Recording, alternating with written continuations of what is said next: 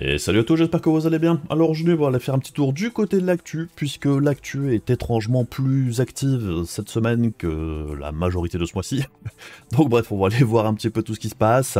Juste après la petite sponsor, allons-y, c'est parti. Vous avez acheté ou monté un nouveau PC, vous avez besoin d'une clé Windows ou de la dernière version d'Office, alors n'hésitez pas à profiter des offres de chez Godil24. Avec par exemple 50% de réduction sur les clés Windows avec le code de la chaîne VCG50. Et si vous cherchez la dernière version d'Office ou un bundle Windows plus Office, vous pouvez avoir 62% de réduction grâce au code VCG62. Et sur le site, vous trouverez en bas de la page de l'offre les instructions pour passer commande avec toutes les étapes et comment utiliser leur moyen de paiement par PayPal. Et une fois le paiement validé, en quelques minutes, vous recevrez là où les clés que vous avez commandées par email ainsi que les instructions pour les utiliser, donc pensez bien à vérifier dans votre répertoire spam au cas où le mail s'y trouverait. Et si vous rencontrez un problème quelconque, n'hésitez pas à contacter l'assistance 24h sur 24, 7 jours sur 7 qui vous accompagnera en cas de problème. Tous les liens seront dans la description de la vidéo et comme d'habitude, merci à vous si vous achetez une clé car ça permet d'aider la chaîne tout en ayant pour vous quelque chose en retour.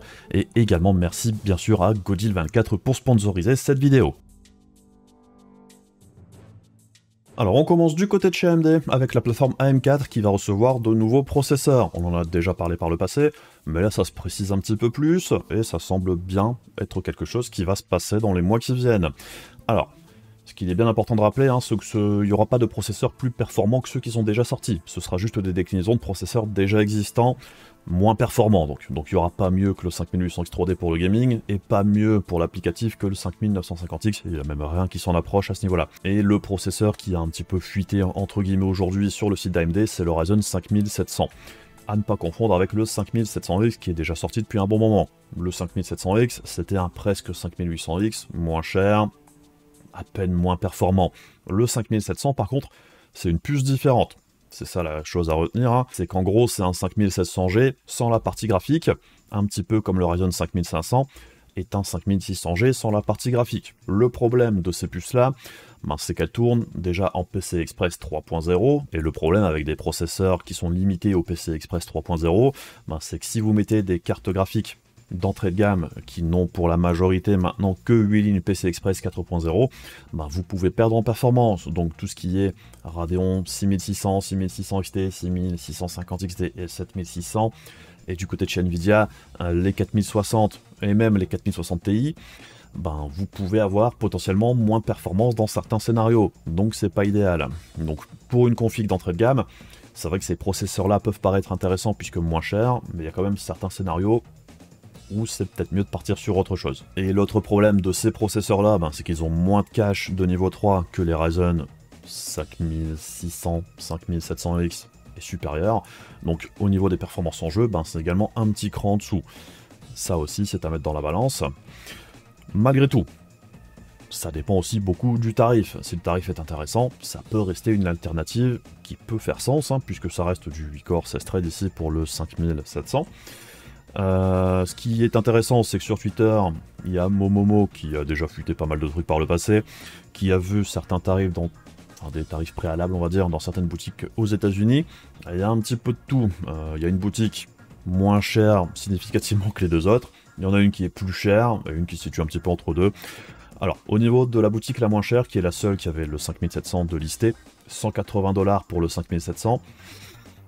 C'est quand même un petit peu cher je trouve, puisque le 5700X, on le trouve déjà plus ou moins à ce tarif-là, même chez nous, et on l'a vu même moins cher pendant le Black Friday à environ 160 € il me semble, ou même un petit peu moins, je sais plus. Donc c'est vrai que si ça sort à 180 $, le tarif officiel chez nous serait du coup un petit peu plus élevé avec la conversion et le taux de change, ça le rendrait totalement inintéressant. Le 5700X3D, qui est possiblement un des processeurs qui pourrait intéresser le plus de monde sur la plateforme AM4, puisque ça resterait un presque 5800X3D, à voir à quel point il est moins performant que celui-ci, mais ça pourrait être un compromis, un entre-deux assez intéressant si le tarif est agressif.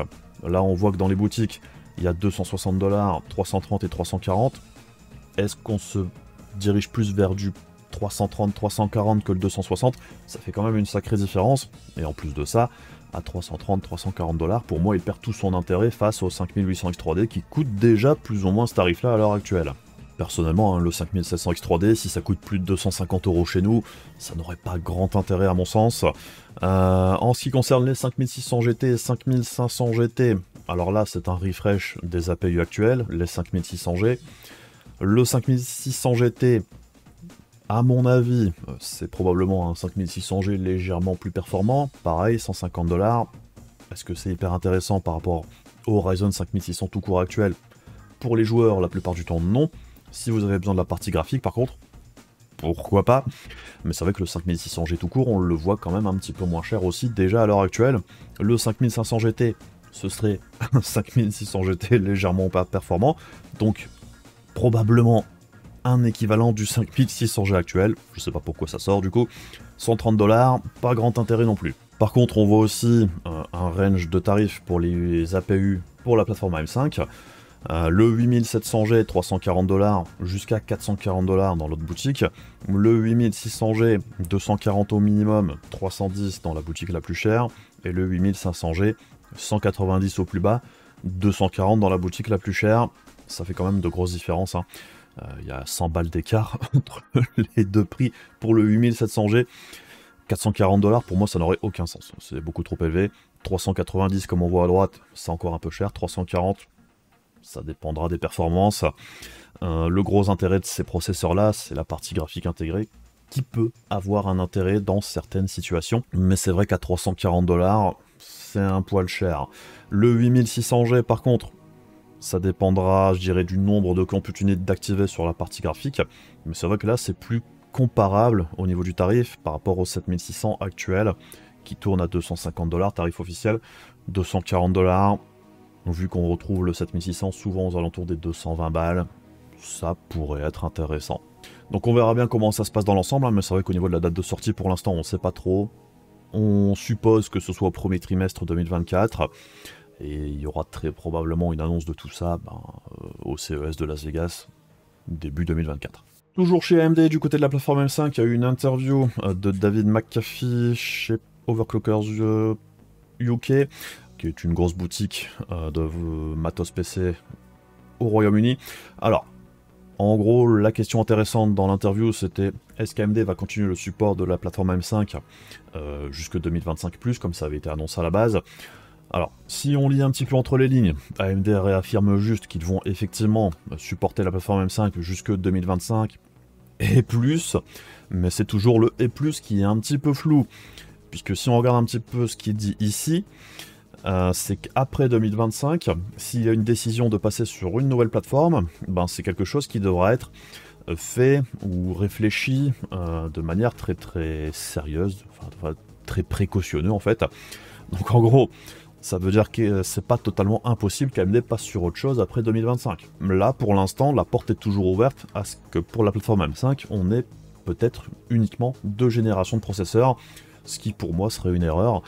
Et j'espère vraiment pas que ce sera le cas, puisque la grande force d'AMD jusqu'ici du côté processeur, c'était un petit peu la durée de vie de la plateforme M4 principalement, qui a permis de faire des upgrades quand même assez massifs, même en ayant une carte mère de première génération. Puisqu'après, en fait, comme on le voit là à l'heure actuelle sur la plateforme M4, AMD continue de sortir des nouveaux processeurs, mais on a déjà topé, je dirais, le max des performances dessus. Donc si AMD joue sur les mots en nous disant qu'il continue de sortir du matos sur la plateforme M5 après 2025, mais que c'est que juste du recyclage de processeurs déjà existants, c'est pas la même chose que ce qu'ils auraient fait sur la plateforme M4. Donc j'espère vraiment que ce sera pas ça, et qu'AMD continuera de sortir au minimum 3 générations par plateforme, comme ils l'ont fait jusqu'ici. Donc on verra bien. Et on enchaîne du côté des moniteurs. Alors c'est vrai que c'est assez rare qu'on parle de moniteurs sur la chaîne, mais là je trouve que c'est quelque chose d'assez intéressant que LG va proposer, et d'autres marques aussi très probablement. C'est un mode Dual Hertz. Alors, en gros, il y aura deux modes d'affichage différents sur les moniteurs qui vont sortir là chez LG. Un mode 1080p 480 Hz et un mode 4K 240 Hz. Ce qui veut dire qu'on peut avoir un mode 1080p avec un taux de rafraîchissement très élevé pour les jeux compétitifs par exemple, et quand on veut faire du AAA et tout ça, avoir un moniteur avec une résolution plus importante, avec un taux de rafraîchissement plus bas, même si du 4K 240 Hz ça reste énorme, mais du coup ça permet d'avoir une meilleure qualité d'image.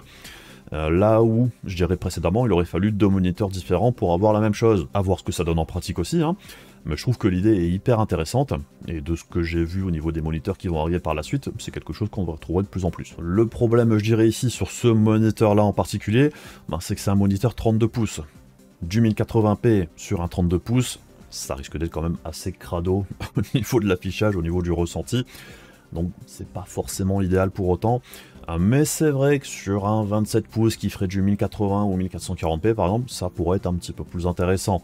Bon, dans l'approche, je trouve ça plutôt cool, à voir ce que ça donne en pratique, mais l'idée, c'est plutôt intéressant. On passe maintenant côté carte graphique. Chez Intel, on réentend parler, entre guillemets, de Battlemage, la future génération de carte graphique chez Intel. Alors, c'est à prendre avec des pincettes quand même, hein. Apparemment, Intel a communiqué avec un magazine japonais 4Gamer, où Intel parle un petit peu des produits qui sont déjà sortis en 2023. Et pour 2024, sur la roadmap qui a été affichée, ben, il y a des nouveaux produits du côté des GPU. Donc on suppose que ce soit la nouvelle génération, puisque si c'est des refresh de la gamme actuelle, ça n'aurait pas énormément d'intérêt, je dirais, pour nous. Et on espère vraiment que Battlemage arrive l'année prochaine, en 2024. Donc la grande question, hein, c'est est-ce que c'est bien Battlemage dont on parle ici? Puisque si c'est autre chose, ce serait pas hyper intéressant. Est-ce que ce sera bien pour 2024? Est-ce qu'il n'y aura pas de report? C'est surtout ça aussi qui nous intéresse. Puisque c'est vrai que du côté carte graphique, Intel communique très peu dernièrement en ce qui concerne l'avenir, en ce qui concerne Battlemage. Ils ont beaucoup parlé niveau roadmap et tout ça avant la sortie d'Alchemist, la première génération de carte graphique, mais c'est vrai que depuis, c'est un petit peu le calme plat. Donc on commence à se poser des questions, hein, malgré tout. Est-ce qu'Intel est bien dans les clous au niveau de ce qu'ils ont prévu pour la suite? On sait pas trop. Mais tout du moins le fait qu'ils reparlent de nouveaux produits pour 2024 sur le segment graphique, c'est plutôt encourageant. Et pendant qu'on est chez Intel du côté des GPU, alors la semaine dernière il y a aussi eu Ossigraph, Intel qui a présenté le Extra SS, qui est un petit peu la réponse au Frame Generation d'NVIDIA et d'AMD. Le Extra SS par contre c'est quelque chose qui viserait à faire plus ou moins la même chose, mais de manière assez différente ici. Le Frame Generation, hein, pour rappel, grosso modo, c'est on va attendre la prochaine frame pour glisser une autre frame générée par la carte graphique elle-même, sans l'aide du reste du système en plus, ce qui permet de fluidifier l'image. Par contre, ça a un coût au niveau de la qualité d'image, dans certains scénarios, et aussi au niveau de la latence système. Et bien là, Intel proposerait quelque chose de différent. Ce ne serait pas une frame retenue, ce serait une frame extrapolée, en gros. Et donc, au lieu de retenir des frames, Intel va rajouter des frames en plus à la suite, ce qui peut potentiellement poser d'autres problèmes. Puisque là où le Frame Generation va prendre une image et celle qui va arriver après pour prédire au mieux celle qui va se glisser entre deux, là on va essayer de prédire l'avenir avec l'extrapolation, ce qui amène un autre lot de problèmes au niveau de la qualité d'image, puisque l'algorithme a intérêt d'être hyper performant pour que ce soit agréable à l'œil.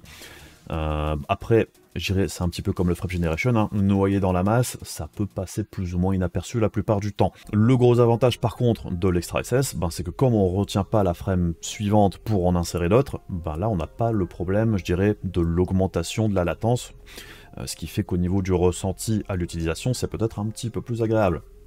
Donc, l'approche est intéressante, l'idée aussi, et c'est vrai que c'est bien de voir qu'Intel propose quelque chose de différent que ce qu'ont fait les deux autres marques, et à voir le résultat en pratique, mais je trouve que bon, c'est plutôt cool, ça montre aussi qu'il y a un petit peu plus de compétition sur certaines technologies graphiques, et que c'est pas forcément toujours Nvidia qui va imposer ou arriver avec quelque chose de vraiment nouveau, même si bon, c'est quand même assez proche de ce que fait le Frame Generation, mais de manière un petit peu différente. Mais je trouve l'idée plutôt cool. Donc on verra bien ce que ça donne, quand ça sortira. Est-ce que c'est pour accompagner la future génération de cartes graphiques Intel? Peut-être. Encore beaucoup d'interrogations, hein. Est-ce que ce sera réservé uniquement aux cartes graphiques Intel et tout ça? Pour l'instant on sait pas du tout. Donc on va attendre d'en savoir plus aussi. Et pendant qu'on est au chapitre Frame Generation et compagnie, alors la fois dernière on avait vu que le FSR3 était passé en mode open source, et bien on commence déjà à voir certaines conséquences de ça qui arrivent au niveau des modes, puisque maintenant il y a certains modes qui sont sortis qui permettent d'activer le FSR3 Frame Generation à la place du Frame Generation DLSS. Et ce qui est intéressant ici, ben, c'est que ces modes-là permettent d'activer du coup le frame generation dans les jeux où il y a le frame generation d'NVIDIA avec les RTX 3000 et RTX 2000. Alors c'est vrai que je trouve que l'idée est plutôt cool, le fait que ça fonctionne c'est aussi très intéressant, et ça permet aussi de voir en réalité ben, que le frame generation d'AMD fonctionne aussi avec le DLSS et non pas uniquement avec le FSR, comme c'est le cas jusqu'ici dans les jeux avec une implémentation officielle du FSR3 Frame Generation. Donc concrètement, techniquement parlant, normalement le DLSS pourrait aussi fonctionner avec le FrameGen d'AMD. C'est juste que jusqu'ici, c'est bloqué de manière artificielle hein, pour les cartes d'NVIDIA. Donc bon, ça peut s'entendre d'un point de vue concurrentiel, tout ça et compagnie, mais techniquement, il n'y a rien qui empêcherait d'avoir le DLSS plus le FrameGen d'AMD. Dans les jeux où ça a été modé jusqu'ici, les résultats sont intéressants, mais c'est pas parfait pour autant, hein. Il y a des bugs d'affichage et tout ça, reste à voir si ça va s'améliorer par la suite ou pas. Là, c'est un petit peu du bricolage, mais c'est vrai que le concept est plutôt cool. La mauvaise nouvelle, entre guillemets, hein, c'est que ce mode-là ne fonctionne qu'avec les RTX 2000 et 3000, ça marche pas avec les RX 6000 et 7000, donc on ne peut pas activer le FSR3 dans tous les jeux, pour toutes les cartes graphiques. Pour l'instant, ça ne fonctionne qu'avec les cartes graphiques d'NVIDIA. Puisque tout simplement, hein, la manière dont ça fonctionne ici, c'est qu'on remplace certains fichiers et compagnie pour faire croire, je dirais, aux gens en question qu'on utilise le FrameGen d'NVIDIA, et en fait on glisse le FrameGen d'AMD à la place. Donc bref, ça a du potentiel pour la suite, je trouve ça plutôt cool, même si c'est pas encore parfait, mais bon, de ceux qui ont pu tester le truc, hein, il y a du bon et du moins bon, et ça reste une option intéressante à avoir. Pendant qu'on est chez Nvidia, on en avait déjà parlé la fois dernière, la 3050 6Go dont on avait déjà entendu parler, apparemment, au niveau des rumeurs, il se pourrait que ça sorte au mois de février à un tarif de 180 $. Comme je l'avais dit déjà la semaine dernière, 180 $, je trouve ça quand même assez cher, puisque chez nous ça l'amènerait probablement aux alentours des 190-200 €. À ce tarif-là, on la retrouve en face des RX 6600. La 6600 est quand même déjà plus performante que la 3050 classique. La 3050 6Go devrait être quand même significativement moins performante que la 3050 classique.